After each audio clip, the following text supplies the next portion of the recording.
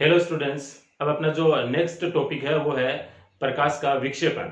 ठीक है, इससे पहले आपने प्रिज्म के बारे में पढ़ा था कि प्रिज्म पर जब प्रकाश की किरणों को आपतित करवाया जाता है तो उसका अपवर्तन हो जाता है। ठीक है, तो इसी प्रकार से यदि हम प्रिज्म पर श्वेत प्रकाश को आपतित करवाएं तो श्वेत प्रकाश के अपवर्तन के पश्चात आपका जो प्रकाश है वह 7 रंगों में विभाजित हो जाता है।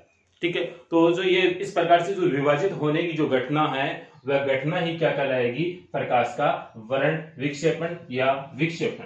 तो देखें, प्रिज्म पर आपतित प्रकाश, प्रिज्म पर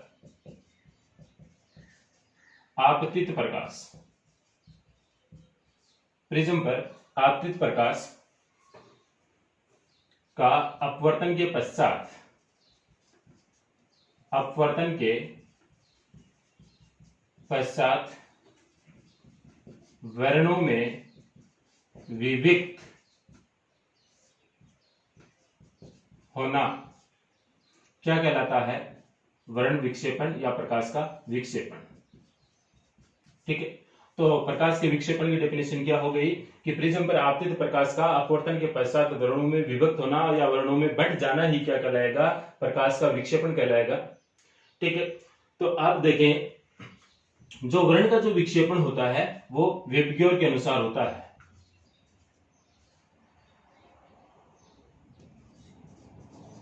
इसके अनुसार होता है।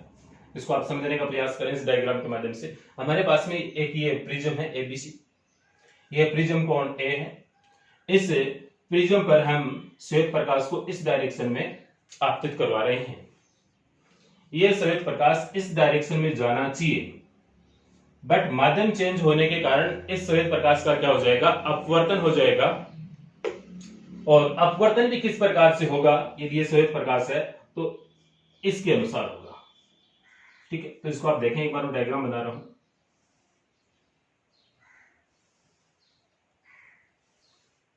थ्री, 4, 5, 6 और ये 7। इस प्रकार से ये जो श्वेत प्रकाश है अपवर्तन के पश्चात इस श्रृंखला के अनुसार डिवाइड हो जाएगा, इतने रंगों में डिवाइड हो जाएगा। ठीक, और यहां से फिर जब ये निर्गत होगा प्रकाश तो इस डायरेक्शन में चला जाएगा।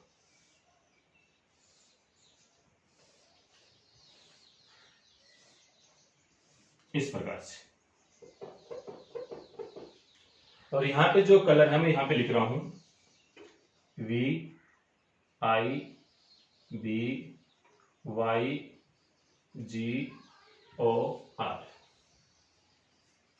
GYOR, VIBGYOR. ठीक है, red, orange, green, yellow, blue, indigo, violet, यानी कि हिंदी में इसको हम बोलते हैं बैंगनी। और ये आपका हो गया रेड, लाल।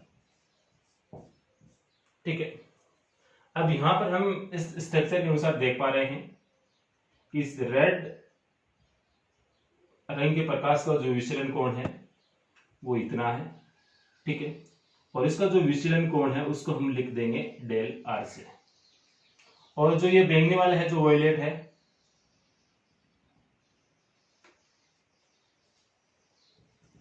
और तो इसका विचलन कोण कितना होगा वो हम इस प्रकार से लिख रहे हैं। और इसको मैं नाम दे रहा हूं डेल आर, डेल आर नहीं डेल बी, डेल बी। ठीक है, तो यहां पर हमें एक चीज मालूम चल रही है कि जो रेड रंग है उसका जो विचलन कोण है वो कम है।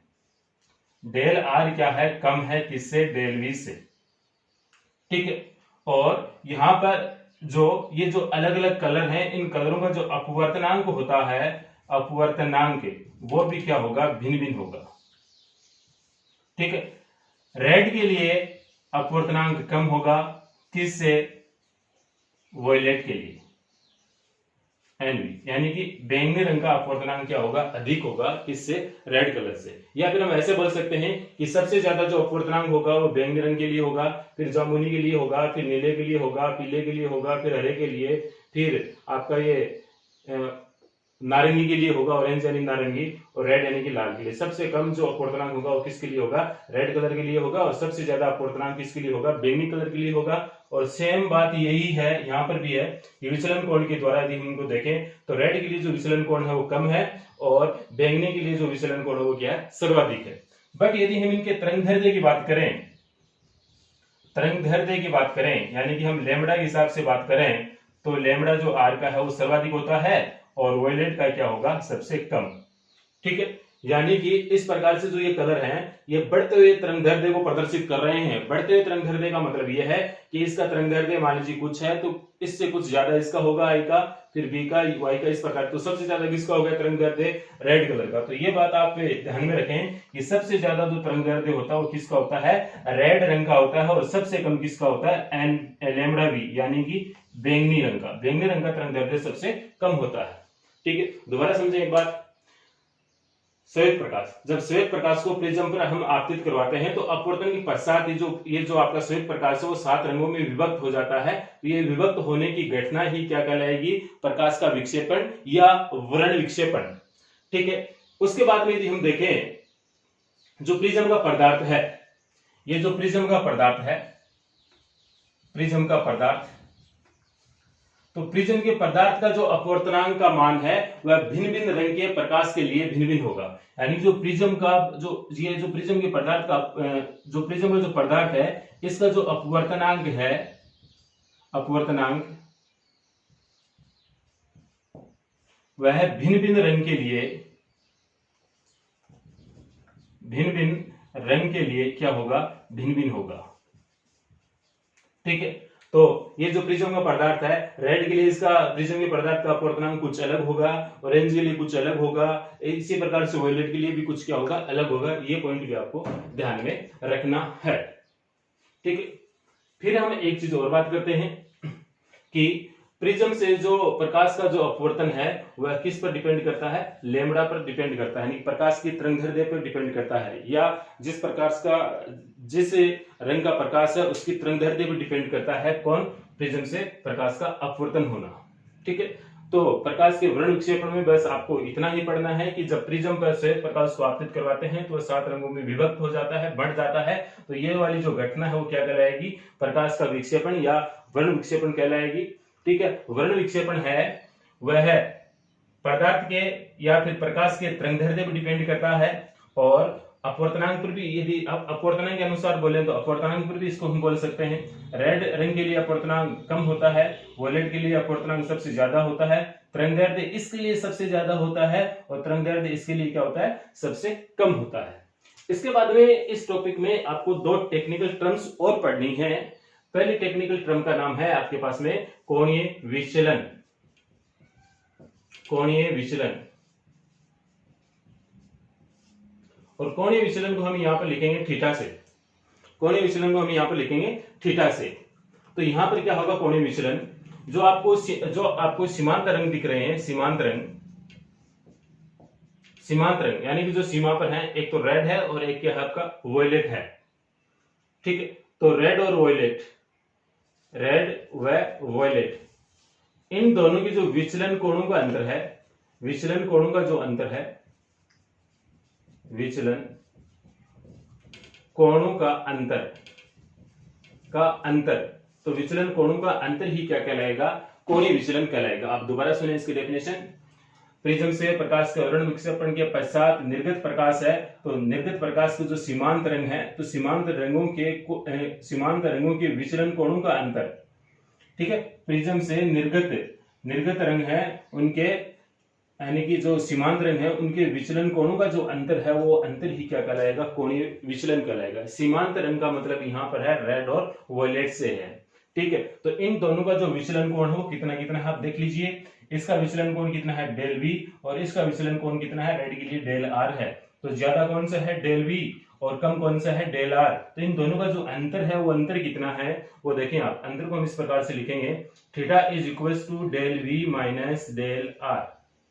ठीक है, तो इससे भी हम इस कोणीय विचलन की डेफिनेशन बना सकते हैं। डेल वी और डेल आर क्या है, सीमांत रंगों के जो विचलन कोण है वो है।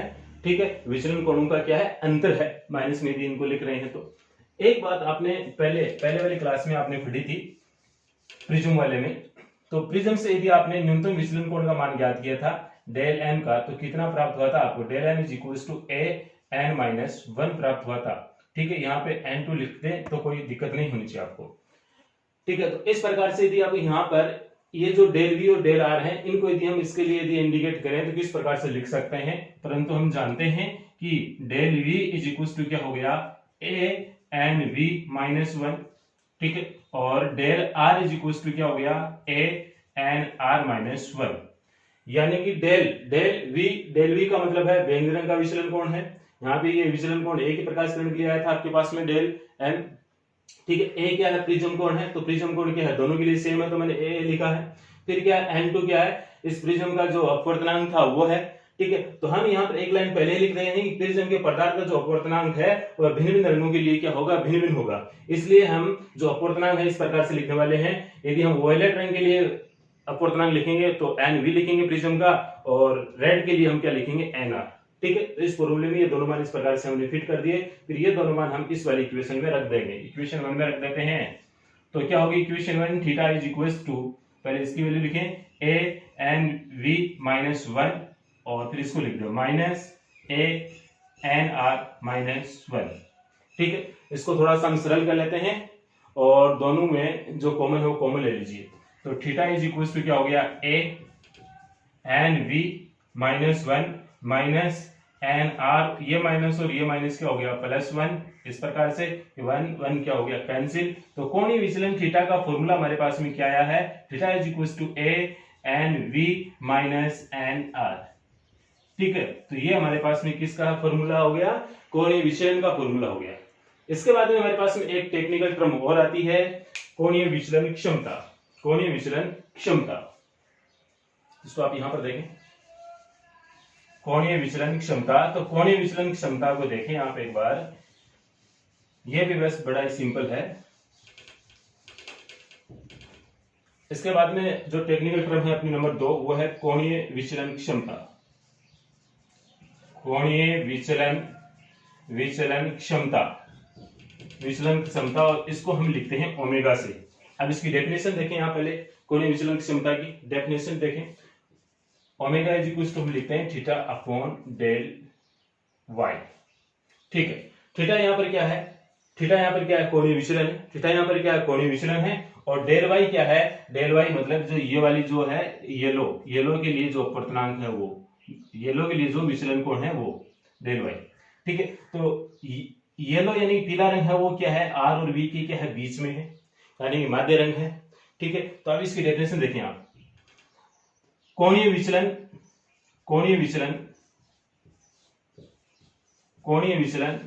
तथा माध्य रंग, और माध्य रंग में कौन सा? पीला। माध्य रंग पीला के लिए जो विचलन कोण है, ठीक है, विचलन कोण है, इन दोनों का जो अनुपात है वो अनुपात ही क्या कहलाएगा? कोणीय विचलन क्षमता। तो दोबारा सुन लीजिए, कोणीय विचलन तथा माध्य रंग पीला के कोणीय विचलन का अनुपात ही क्या कहलाएगा? कोणीय विचलन क्षमता कहलाएगा। तो थीटा इज इक्वल टू हम लिख सकते हैं डेल वाई